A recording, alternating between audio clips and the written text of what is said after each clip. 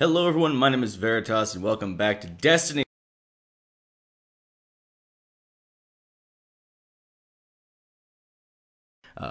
So I want to let you guys know, some fun stuff happened over the weekend. I say fun loosely, mainly because it was Trials of Osiris related. Some new inventory items have been added to my inventory. Something along the lines of a Trials helmet, the Burning Eye mask, and the Doctrine of Passing. I was told this was a good roll. Has persistence, small bore, and rangefinder. I can also get 78 rounds with this one, and brace frame, all that fun stuff. But yeah, so I have this Doctrine of Passing. It looks pretty good to me. Looks good to me. I also started using the Nerwin's Easy button. It's actually more overpowered than I thought it would be anyway. And I bought a Hung Jury because I'm getting all of the exotic class items on my Warlock because all of my factions are over 25. So I figured I'd grab the Hung Jury while I'm at it. Let's go do some test weapons. These are all Crucible. So there's one gun that is not Crucible. I hadn't noticed that until just now. So I will not be doing those as much. But let's go kill some Vex with this hand cannon, and talk about the goings on in Destiny and things like such as. Is this a Fallen? Yeah, let's grab that one. What do I have in here that's taking up a bunch of space? A bunch of Crucible stuff. Good. Almost ranked up Vanguard actually. All right. So, yeah, so stuff's been going on. Good things have been going on. I've been farming a lot of Saber Strikes lately. Trying to get that Baron's Ambition machine gun. Farmed it for 2 hours with a friend last night, or the other night. They got one or two of them, and I got none of them. And been farming it for a while now. I actually had a buddy of mine get into Destiny, and he hated year one. Said it was awful. Almost to the point where I had to drag him back into play. Like, he was so bored by the time he came back to play. He was like, I can't believe I'm coming back to play this terrible game. And, we pushed through, the last couple House of Wolves missions. I think there were like 2 or 3 more House of Wolves missions we had to do.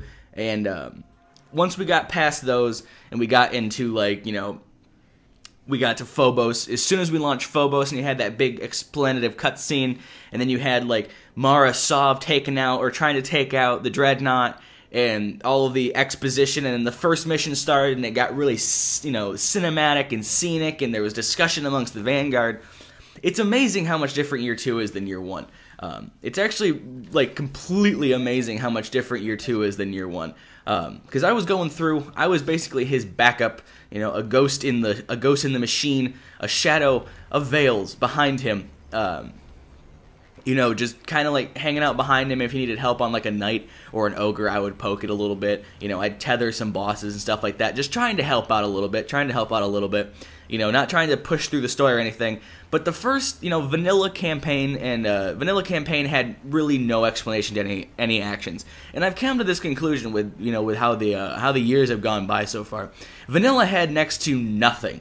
It told you nothing. It just told you where to go, what to do, but no reason why.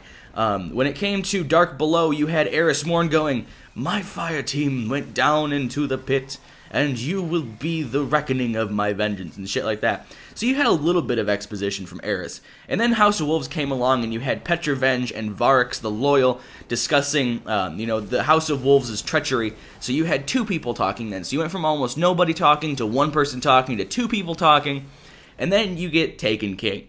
And then Taken King came out, and it was the Queen's talking, Uldren's talking, Petra's talking, Varix is talking, Cade's talking, the Ghost is talking, the other Vanguard are talking. It's like everyone, Eris and Holiday, and everyone's discussing what's going on, and it's just a much better experience. Cinematically, it's amazing. Story-wise, it's amazing. The way everything just kind of works is amazing. There is Taken here, so there's no Vex spawning. My life is a tragedy. So it was night and fucking day. Seeing the difference between Year 1 and Year 2. And, having played it since beta, that was just natural progression for me. So, I never had a problem in vanilla, and I didn't have a problem with DLC 1 or DLC 2. And then when Taken King came out, it was noticeably better, but it just seemed like this is just the natural progression of the game. And my buddy is a big MMO player. Plays Final Fantasy and shit like that. All the crazy stuff that I would never try, because it's too much MMO. Destiny is a nice blend of good gunplay and some story if you want it. I get really overwhelmed going into universes that are like, oh, there's all this already established story. Have fun. Like, I played Neverwinter for a little bit, and that was almost overwhelming for me just because there was a lot of lore. I wouldn't say there's a lot of lore. I don't know how deep Neverwinter's lore goes, but it was definitely more than I thought it would have. It was a pretty fun free-to-play console game. I also got it on Steam. I think it was better on PC just because you had more stuff unlocked. Because I think the Xbox version was almost like a trial run, and it didn't really go very well. But anyway, so I played Neverwinter for a bit, which is kind of an MMO. It's got queues for lobbies and dungeons and shit and all that kind of fun stuff. And my buddy's talking about how he loves to grind endgame content and play raids of 42 players, and talking about WoW and stuff like that. And I'm like, fuck, man, I wish our raids had 42 players. He was like, can we just queue up for Vault of Glass right now? And I'm like, I mean, we can. And he launched Vault of Glass, and he's like, so do we need more people? And I'm like, well, yeah, it's a 6-player content. And he's like, oh, okay, so we won't do that. So we haven't done the raids yet, but watching someone brand new to Destiny who came in unbiased and totally neutral on it and have their opinion as an MMO player coming into Destiny, I had to remind him that this game was more geared towards like the console and Call of Duty generation of spastic, no attention spanning children. It was developed mainly by Activision's hand. So, once those two things I reminded him of, he was like, oh, yeah, I can see why this is like that, because, that kind of stuff. And, he was talking about how, the Grimoire should be in the game. I was telling him about the technical, difficulties of that, and we had the discussion on that, and came to the conclusion that, Activision hasn't done an MMO yet. As far as I'm concerned, Activision hasn't done a console MMO yet. And in developing Destiny for 4 different consoles, 2 different, eras of consoles, it feels like what happened with Bungie's coding is that it's messy. It feels like the coding is messy, which is why I think it's so difficult to do anything new, like why it took a year to get vault space, why we're squeezing the last bit of juice out of 360 and PS3 just to be able to handle stuff on Xbox One and PS4, is because it feels like Destiny was coded in a way that doesn't really necessarily allow for simplification. It can't be simplified because it hasn't been done before. It's the first of its kind, and therefore is flawed with having too much. Because you can say oh, you look as if the sun existed at a time when only darkness arise, and my eyes are the first to gaze upon its beauty. Or you can say, you're pretty. It's there's all this extra shit, or you can just get to the point. And I feel like the code and the infrastructure, for Destiny and how it's an MMO and a shooter and all this shared world, not shared world stuff, the way it works almost feels like, it's not perfect. It's not streamlined yet. It can't be. So I feel like Destiny is just a big messy, pile of code, and hopefully in year 2, in Destiny 2, they'll clean that up a little bit, make it a better experience for all of us here playing Destiny, loving Destiny. So you saw what the Gunsmith Armsday weapons were. They're pretty much all Crucible. So I would suggest if you have them, grab Shax's weekly bounties, jump on those guns, go into the Crucible, have fun. People are going to be using them all day today, so today is probably the good day to do it. I wouldn't wait much longer than Friday to use the test weapons. So have fun with that. That'll be fun. I'm going to keep using this Hung Jury, even though it's not, to me, as good as like a Mida would be. It's not bad by any means, but it's definitely not a gun that I'm going to probably be using all that much. It's nice, but I don't like how intrusive it is on my screen. It feels like the Stranger's Rifle in year 1, where it was just up in the screen a lot. But I don't really like Amalon guns to begin with, so yeah, I'm really excited to see what my buddy thinks of Taken King going forward. We had to pause last night a couple missions in the Taken King because it was getting really late. But I'm super excited to have someone else, come in and play in Destiny. We're doing the friendship stuff. You might have noticed my shader is definitely friendship. Speaking of that, I want to show you guys a set of armor that I think looks pretty fantastic.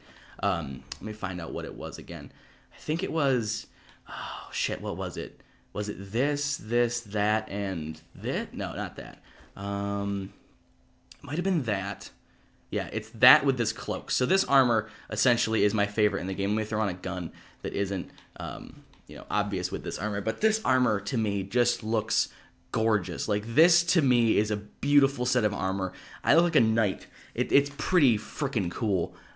Toss this chest piece on just for the fun of it. It looks so good, this helmet with this cloak and stuff like that. So to me, that was a beautiful set of armor that I found that I could put together, and I'm really happy about that. I'm excited to do challenge mode orcs today. That's another thing I'm really excited about. That seems like it's going to be fun. Hopefully I can remember to record footage of it this time. I really hope I can remember to record footage of it this time for you guys, so I can discuss challenge mode orcs with you in a video coming up soon this week. I hope I remember to do it.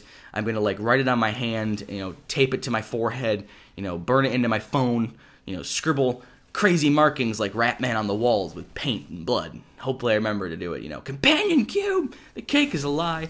So, the promise of a challenge mode video is a lie apparently at this point. But anyway, so that's all I had today. Just wanted to discuss some random things with you. And hopefully I'll see you guys back again later this, in a couple days maybe. Hopefully for some stuff. I hope the next video is definitely a challenge mode orcs. I really want to discuss the strategies for orcs mode. Because I like giving my own spin on pieces of content in the community. But rambling is begun, so I will be ending the video now. Thank you so much for watching. If you enjoyed, a rating would be much appreciated. If you have any comments on anything I discussed, you had a friend that came in for a friend, if you sacrificed one of your, friends IRL to the lifeblood that is Destiny and the Satan that is Activision, if you've had any, revelations about how great Taken King is, or had any other things about Gunsmith or Armsday, go ahead and leave a comment below. But other than that, that's it for me. So until the next video, have a great day, everyone.